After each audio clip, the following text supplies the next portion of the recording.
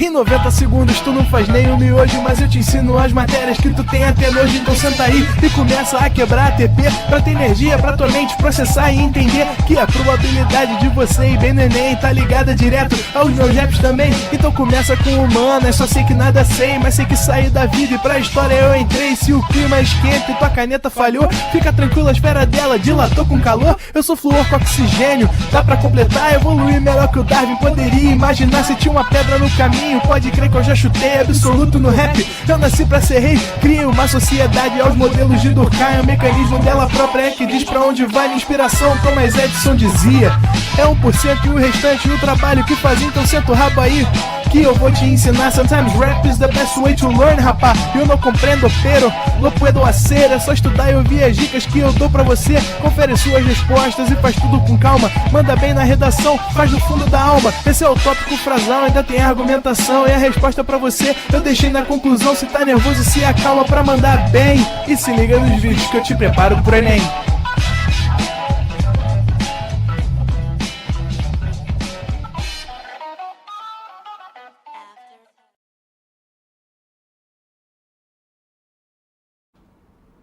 Estamos ao vivo, estamos online, Vieira.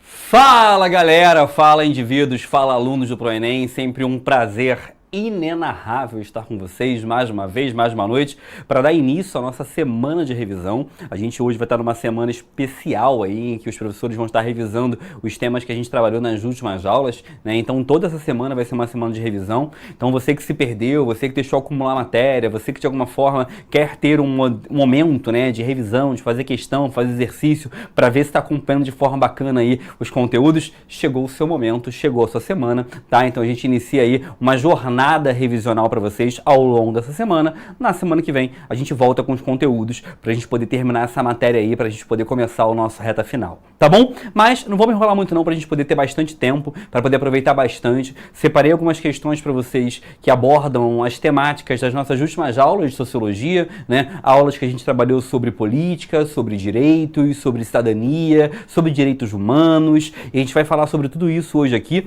só que vamos falar já trabalhando com base nas questões do vestibular e nas questões especificamente da prova. Tentei pegar questões mais novas possível para você de fato ver aí como isso vem caindo, como esses conteúdos, esses temas vêm aparecendo nas provas para vocês. Tá bom? Vamos lá, vamos começar. Primeira questão é uma questão do Enem 2023. Quem fez o Enem do ano passado talvez se recorde dessa questão, né? A gente vai fazer ela com vocês aqui agora. Vamos lá. Temos aqui uma pessoa, né, sentada ao chão, e essa pessoa está com uma lâmpada na mão, né? Essa lâmpada que comumente é conhecida como uma lâmpada de um gênio, da onde você pode conseguir fazer algum tipo de desejo, né? E aí coloca o seguinte: eu queria poder. E aí depois vem para o lado: força, visão de raio-x, telecinese, telepatia. E aí a pessoa responde: poder político. Então repara que é uma pessoa colocando como desejo que ela detém a ideia de poder político. Para quem não se lembra, existe entre os vários direitos que um ser humano pode ter, um tipo de direito que a gente nomeia e a gente chama de direito político. O direito político é o direito que você tem de participar, de votar, o direito que você tem, por exemplo, de se candidatar, o direito que você tem de poder se manifestar. Tudo isso são direitos políticos que nós tentamos ter dentro de uma sociedade. Dentro de uma sociedade democrática, você tem mais direitos. Dentro de uma sociedade que se baseia numa lógica ditatorial ou não democrática, de forma geral, você tem menos direitos, tá? E aí a pergunta vem. Lembrando que a charge é... De quem é a charge? Laerte, tá? A charge ilustra um anseio presente na sociedade contemporânea, que se caracteriza pela, ou seja, um anseio da sociedade atual, ou seja, anseio é desejo. E qual é o desejo que a sociedade atual tem, que a charge coloca? A charge está colocando para nós, a tirinha está colocando para nós de poder político. Então esse aqui é o desejo. E ele vem a pergunta. Letra A. Situação de revolta individual. Se ele colocou para nós a ideia de poder político, né, é um poder coletivo. O poder político é sempre coletivo, não é algo individual. B. satisfação de desejos pessoais. Mais uma vez, uma questão política não é uma questão ligada a um desejo pessoal, é um desejo coletivo para as pessoas de forma geral. C. Participação em ações decisórias. Temos o nosso gabarito, afinal de contas, direitos políticos, poder político é a capacidade que eu tenho de poder participar de decisões, de escolhas, de tudo aquilo de alguma maneira que se converta na minha realidade cotidiana. Gabarito C de casa. Beleza? Tranquilidades? Vamos para a próxima. Não é questão tranquila, não é questão tranquila, é questão pacífica, mas repara que é uma questão sobre direitos, um dos temas que mais cai em sociologia aí na prova do Enem. Próxima questão, questão número 2 do Enem PPL 2023, que é uma questão que diz para nós o seguinte: pode chamar de fake news, notícias falsas de internet, fraude informativa, informações falsas, ou até de misinformation, não sei se assim se fala, se prefere em inglês, que você estará designado corretamente a mesma doença informacional que se disseminou com uma pandemia pela vida pública mundo afora nos últimos anos, e cujos principais sintomas nas pessoas infectadas consistem na perda da capacidade de distinguir a verdade, de lidar adequadamente com fatos de danos e de tomar decisões bem informadas. Sabe-se que o portador do vírus se torna alérgico a fatos e evita a todo custo a dissonância cognitiva, isto é, entrar em contato com informações que não satisfaçam em seus desejos, e com relatos que se chocam com as suas crenças. Antes de entrar aqui, eu queria fazer uma rápida analogia com vocês para ver se vocês entendem o que eu vou te dizer. Existem alguns livros da literatura mundial que ficaram famosos com o nome de distopias. As distopias são livros que tentam prever um futuro, quase sempre um futuro um tanto quanto catastrófico, problemático, né? E existem muitos livros que a gente chama de distopias. Existem alguns muito famosos, como por exemplo O Conto de Aia, 1984, Admirável Mundo Novo, Nós. No aniversário Supermarket, o preço baixo arrebenta!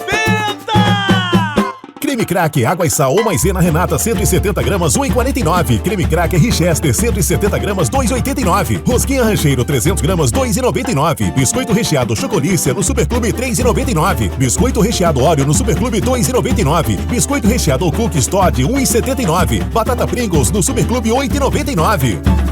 É preço, é perto, é Supermarket.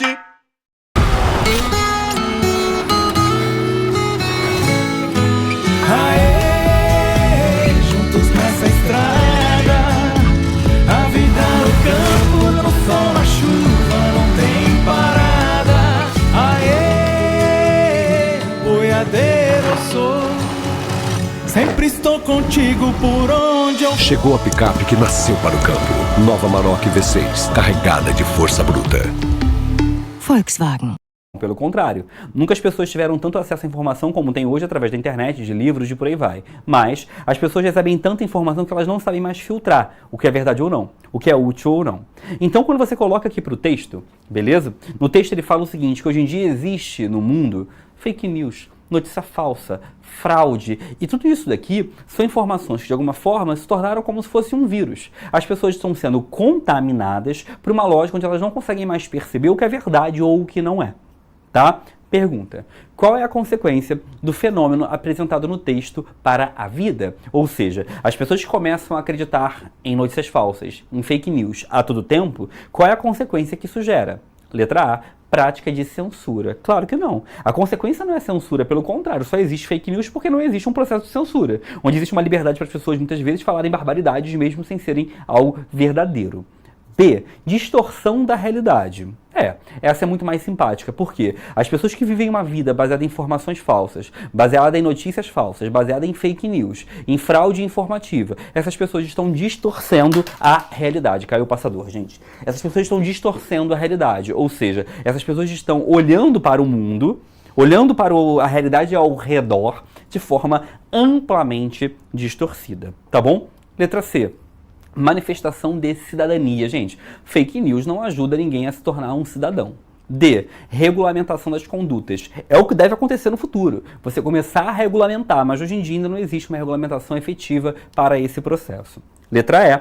Fortalecimento das instituições. Gente, as instituições só se enfraquecem com notícias falsas, tá bom? Duda, onde encontra esse livro? Em qualquer livraria, Duda, você encontra. Qualquer site de livro aí, são livros muito famosos. Agora, na internet, eu não sei. Se você jogar na internet aí, acho que você deve encontrar. Agora, eu não vou aqui defender pirataria, né? Mas cada um sabe disso aí, né? Vamos ficar à vontade. Olha só. Mary Jane falou que pegou na escola esse livro, bacana. Tem pergunta nova ali, diretor? Uma pergunta nova. Jefferson, o filme Idiocracia mostra essa distopia. Eu não conheço esse filme, não sei opinar, mas bacana. Vamos lá. Tranquilo, vamos... O que a pessoa falou do Copo Stanley ali? Camila, boa noite, prof. Já está sabendo dos resultados do Copo Stanley? Que resultado do Copo Stanley? Eles perguntaram para todos os professores quem tinha. E qual foi o censo aí do Copo Stanley? A maioria tem ou não tem? A maioria tem, né? Não tem. A maioria não tem? Pô, eu tô orgulhoso da equipe do Pro Enem agora. Olha só, tinha outra ali embaixo? Cadê? Lorena, boa tarde, professor. Sempre te conhecer pessoalmente. Pô, vai ver se você conheceu, não tô nem sabendo. Vamos lá, vamos avançar. Questão número 3, beleza? Questão número 3, Enem PPL 2023, fala pra gente o seguinte. A Primavera Árabe parecia mudar a realidade. Em janeiro de 2011, enquanto Ben Ali renunciava ao poder da Tunísia, ativistas por democracia no Egito começavam a convocar protestos por reformas no país, como na Tunísia, aproveitando o potencial da comunicação via internet e redes sociais. Ruas e praças, especialmente na capital, Cairo, foram rapidamente tomadas pela população pedindo melhoras econômicas de reformas políticas. A Praça Tahrir, em português Libertação, no Cairo, tornou-se centro do movimento por democracia. A pergunta diz assim, ó, a reivindicação da Revolução Popular apresentada no texto exigiu. Então, repara o que ele está colocando para nós aqui, né? Que existe uma galera, tá? Tentando mudar a realidade. Essa galera está sendo ativistas por democracia. E essas pessoas estão buscando fazer reformas. Essas pessoas fizeram isso ocupando ruas e praças. Tá? E aí ele pergunta o seguinte, se eu estou fazendo uma revolução para conseguir democracia, o que eu estou conseguindo? O que eu exijo quando eu faço uma revolução buscando democracia? Letra A, garantia de direitos civis. Meu querido, de cara você tem a resposta. Porque a democracia, ela é um sistema que ela garante para as pessoas alguns direitos civis, como o mais famoso deles, a liberdade.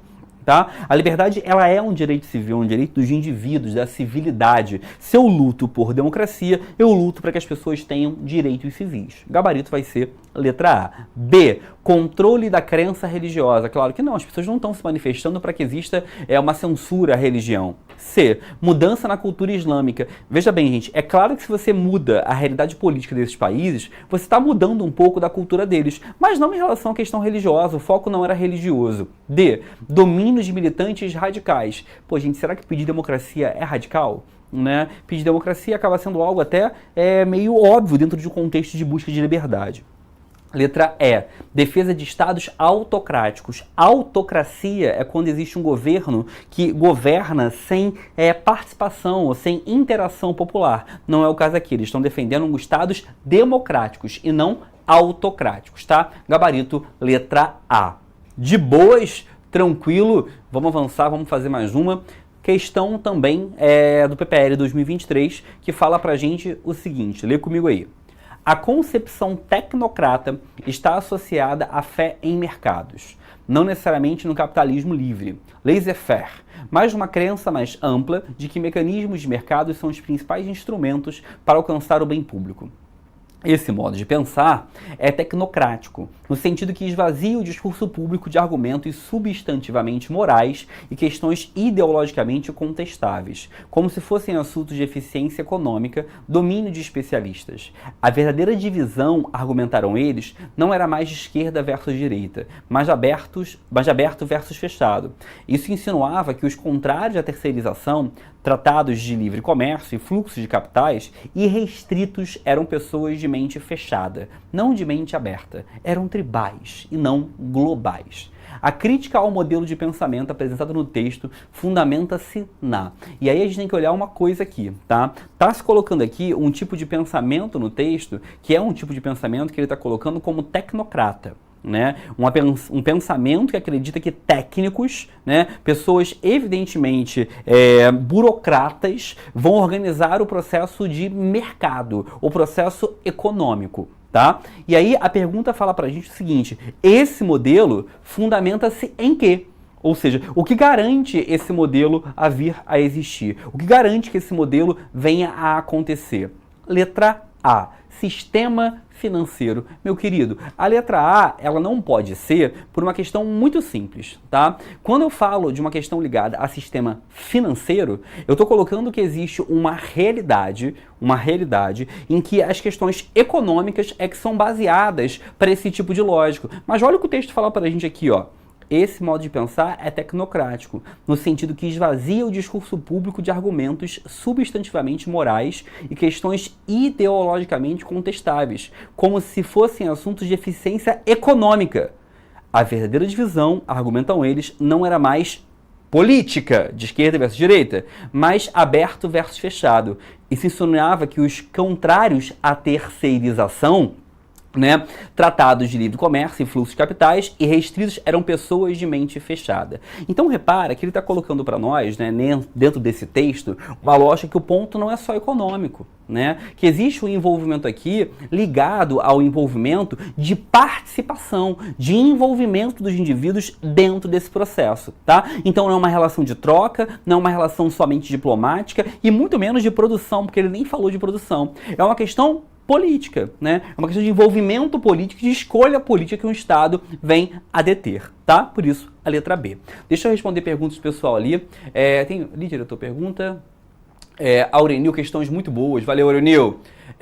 Maria Fernanda, não entendi a 3. Vamos voltar na 3. O que você não entendeu na 3? Quem perguntou? Maria Fernanda, pensa assim, olha só. A Primavera Árabe, tá? Um movimento que aconteceu lá no Oriente Médio, principalmente, também no norte da África. Foi um movimento de pessoas que foram às ruas. Essas pessoas foram às ruas se manifestar por democracia. Quando eu me manifesto por democracia, beleza? Quando eu me manifesto, quando eu reivindico democracia, o que eu exijo? Quem quer democracia está exigindo o quê? Quem quer democracia está pedindo o quê? Quem quer democracia está pedindo direitos civis, está pedindo liberdade, está pedindo igualdade, ou seja, direitos civis são um tipo de direito ligado aos direitos individuais, tá? Entre eles liberdade e igualdade, por isso gabarito vai ser a letra A. Tá bom? Tranquilidade?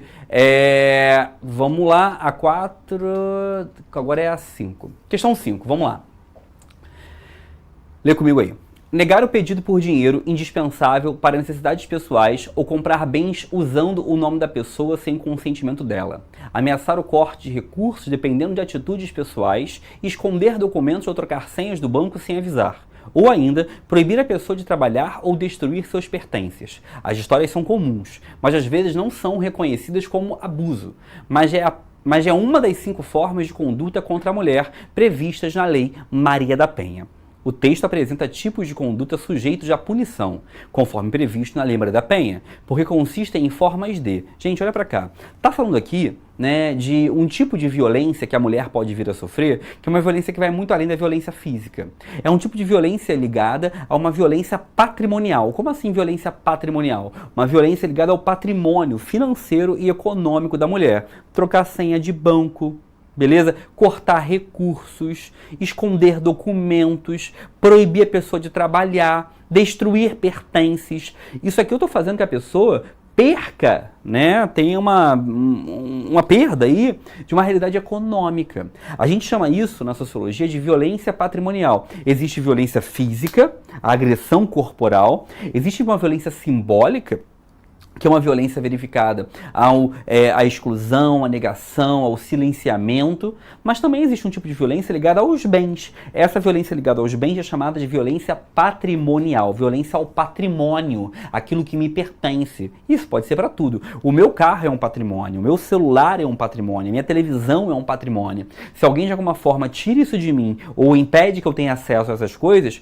isso é uma violência patrimonial. Gabarito seria aqui a letra D de dado, tá? Porque isso vai além de um processo simplesmente que a Lei Maria da Penha pensa de questão física. Também é uma forma de violência ligada ao patrimônio. Aí você pode pensar, Leandro, mas essa violência não acontece por desentendimento? É claro que com desentendimento, mas é um desentendimento criminoso, né? Então é um tipo de violência, tá? Não é só um preconceito, isso é feito por um processo de agressão.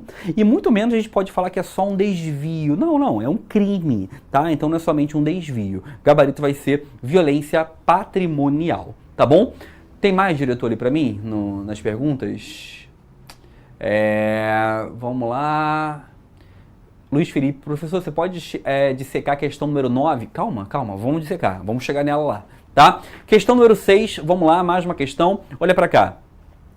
O esporte adaptado, ou paradesporto, é compreendido como prática que oportuniza as pessoas com deficiência, o alcance de novos horizontes e perspectivas de vida por meio de vivências motoras, psicológicas e sociais diversificadas.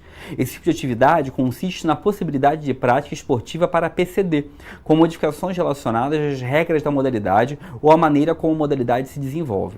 Adicionalmente, o esporte para PCD é geralmente dividido por grupos de deficiência específicos, nos quais cada grupo tem história distinta, organização, programa de competição e abordagem diferente. Registram-se atualmente movimentos desportivos específicos para pessoas surdas, para deficientes físicos, deficientes visuais e para pessoas com deficiência intelectual. Uma grande variedade de modalidades esportivas foram adaptadas para serem praticadas por pessoas com diferentes deficiências, assim como outras modalidades foram criadas exclusivamente para PCD. De acordo com esse texto, as práticas esportivas para PCD são caracterizadas por, tá? Então é uma questão interpretativa, tá? Mas é do Enem, de Sociologia. Letra A.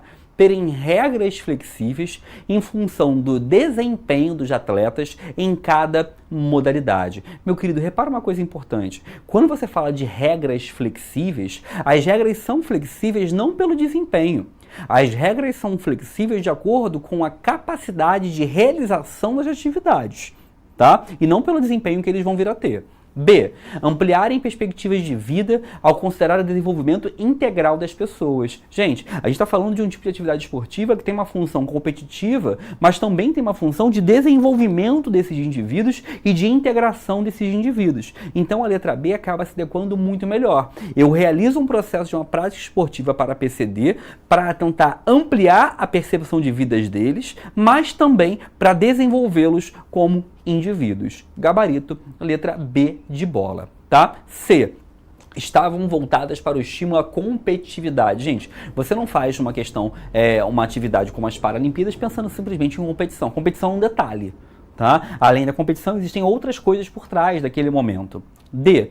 Buscarem a adesão do público para garantir apoio financeiro às competições. A letra D seria maravilhosa, né? De fato, a letra D deveria acontecer. Mas, gente, a prática esportiva não acontece para isso. Isso aqui é uma consequência do processo, mas não é o desejo dela ocorrer.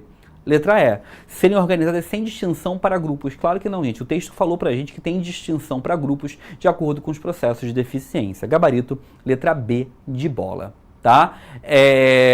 Vamos lá, Isabelle. Professor, surgiram novas leis do ano passado para cá? Com certeza, teve lei de semana passada para cá. Toda semana se criam novas leis, tá? Vamos lá. Luiz Antônio, professor, violência patrimonial ocorre somente em relação às mulheres ou qualquer indivíduo? Luiz Antônio, pode ocorrer em relação a qualquer tipo de indivíduo, tá? Em qualquer tipo de indivíduo, mas o caso, a questão ali falava em relação às mulheres, o que é o caso mais comum, tá? Bruno, professor, a questão sobre tecnocrata poderia ser associada à sofocracia do Platão?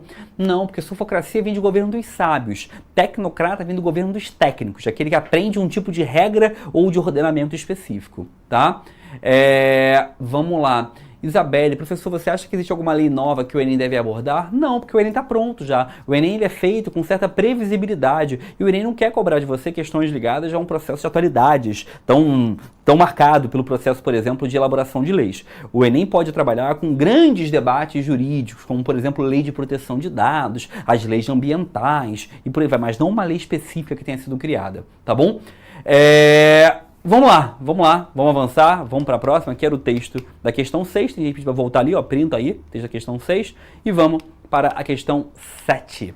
Questão 7 fala assim, ó, a história conheceu dois grandes títulos para governar os homens, um que se deve à filiação humana ou divina, ou seja, a superioridade no nascimento, e outro que se deve à organização de atividades produtoras e reprodutoras da sociedade, ou seja, poder da riqueza. As sociedades são habitualmente governadas por uma combinação desses dois títulos. O texto evoca duas explicações acerca da legitimidade do governo nas sociedades ocidentais. Na história recente das democracias, o fenômeno que resulta da combinação mencionada aponta a presença de... Repara que o texto está falando para a gente o seguinte, ó, que tem duas formas que, historicamente, as pessoas criaram um processo de governo. O primeiro é baseado na riqueza. Alguns governos que governam por serem mais ricos. E o segundo que ele fala é uma superioridade do nascimento, aquela ideia hereditária de ter um grupo no poder que governa de forma hereditária. E ele pergunta o seguinte, na história recente, o fenômeno que resulta da combinação dos dois pontos do texto. Os dois pontos do texto são dinheiro e questão hereditária. Então ele quer uma opção que fale das duas coisas, dinheiro e questão hereditária. Tá? Letra A. Burocracias dos órgãos estatais. Os órgãos estatais não trabalham com nenhuma questão hereditária. Tá? O que é hereditário? Que passa de pai para filho. Não se fala sobre isso. Não tem nada a ver com filiação, de quem você é filho. Tá bom? B. Corrupção nas práticas eleitorais. Também não fala, né? Corrupção não tem nada a ver com a questão da filiação. Letra C.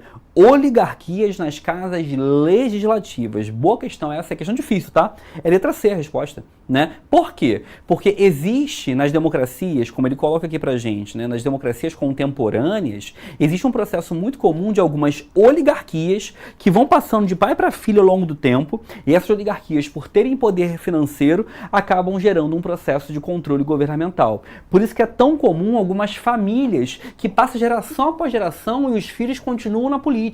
Por isso é comum em algumas regiões do Brasil terem famílias que o filho, o neto, o bisneto continuam mandando naquela região. Porque é uma junção de dinheiro com questão hereditária. É uma oligarquia, é um grupo que fica no poder e quase sempre ocupa as casas legislativas. Como, por exemplo, o Senado, a Câmara. São poucos indivíduos, por isso, oligarquia, e esses poucos indivíduos governam porque eles ficam se revezando no poder devido a laços familiares e laços econômicos. Gabarito letra C, questão difícil, tá? Difícil que você precisaria ter percebido no texto a questão da riqueza, do dinheiro, conjugada a questão da filiação, do nascimento, né? Que ele coloca pra gente também, tá?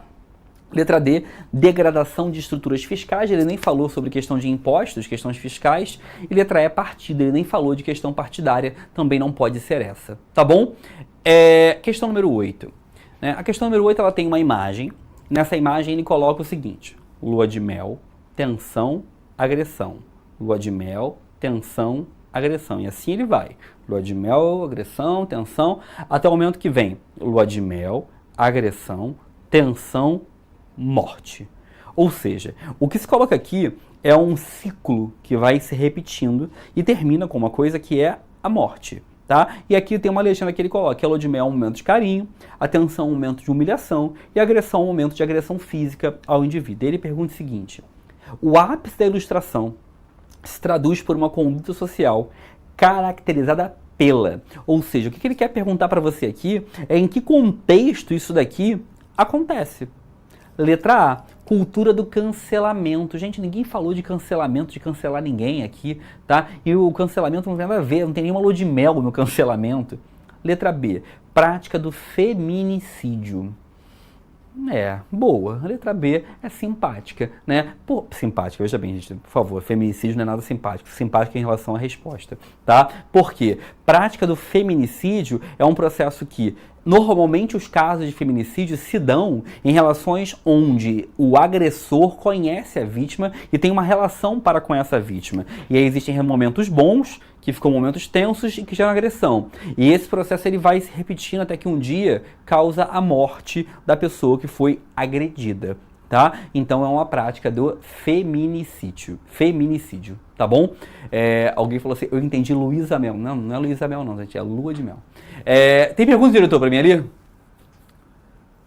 Vamos lá. Aurenil, achei essa difícil. Isabelle, não entendi essa questão. Qual questão? Eu não sei qual questão, se é a 8 ou se é a 7, né? Se for questão 7, basta você focar aqui no que ele está perguntando, que ele quer a combinação dos fenômenos que o texto colocou. E o texto colocou 2 fenômenos políticos. Se essa aqui era uma questão de interpretação de imagem, tá? Questão de interpretação de imagem é fundamental que você perceba como, de alguma maneira, você tem que ficar ligada nos símbolos que são aqui colocados. Tá bom? Tranquilo? Gabarito aqui seria letra B de bola. Se a dúvida que vocês tiveram foi na questão 7, a questão 7 é uma questão difícil, tá? E é uma questão que está colocando pra gente aqui, ó, olha o nome do texto, o ódio à democracia. Então tá colocando de um problema que a democracia possui. E esse problema que a democracia possui é um problema que ele coloca no texto com base em duas coisas, né? Pessoas que governam só porque são ricas, ou pessoas que governam somente por uma questão do nascimento, por nascerem numa família. E ele pergunta o seguinte, qual a combinação entre riqueza e relação familiar? Oligarquias, grupos que vão se revezando no poder por terem dinheiro e por serem filhos do filho, do filho, do filho, por isso letra C de casa, tá? Questão número 9. Questão número 9 fala pra gente o seguinte, texto número 1. A primeira grande lei educacional do Brasil, de 1827, determinava que nas escolas de primeiras letras do Império, meninos e meninas estudassem separados e tivessem currículos diferentes. No Senado, o Visconde Cairu foi um dos defensores de que o currículo de matemática das garotas fosse o mais enxuto possível.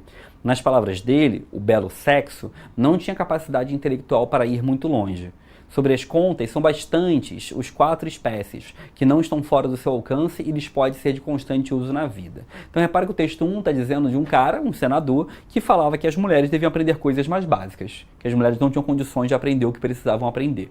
E o texto 2. No Senado, o único a defender publicamente que as meninas tivessem em matemática um currículo idêntico ao dos meninos foi o Marquês de Santo Amaro. Ele argumentou, não me parece conforme as luzes do tempo em que vivemos, deixarmos de facilitar às brasileiras a aquisição desses conhecimentos.